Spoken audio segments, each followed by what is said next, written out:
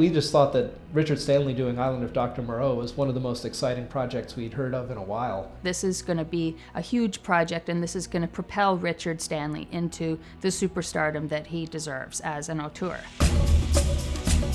It was a script we were extremely confident in, that we thought would be some sort of milestone in the genre.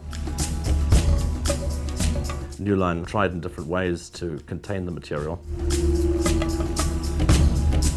I wasn't particularly enthusiastic about the project, frankly. It was some lunatic movie that's known as one of the worst films ever made.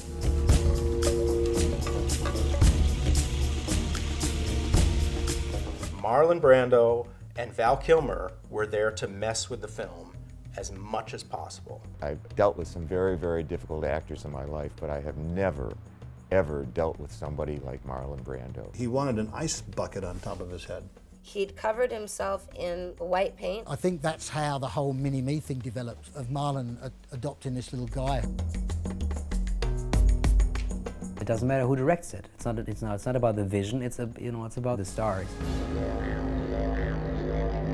Did you hear about? Oh my God! The Richard Stanley climbed into a tree today. It wouldn't come down. He was living and breathing Moreau, and then literally just have that murdered. I think he probably went a bit mad. I think once that rumour started that Richard Stanley was in the background, that I think that just grew into Richard Stanley then wanting to sabotage the shoot.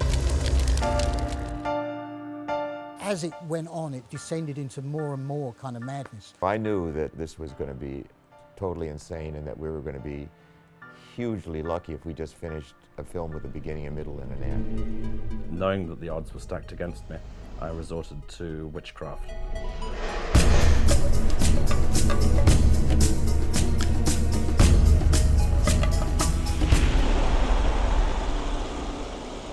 I've often wondered what happened to Richard Stanley.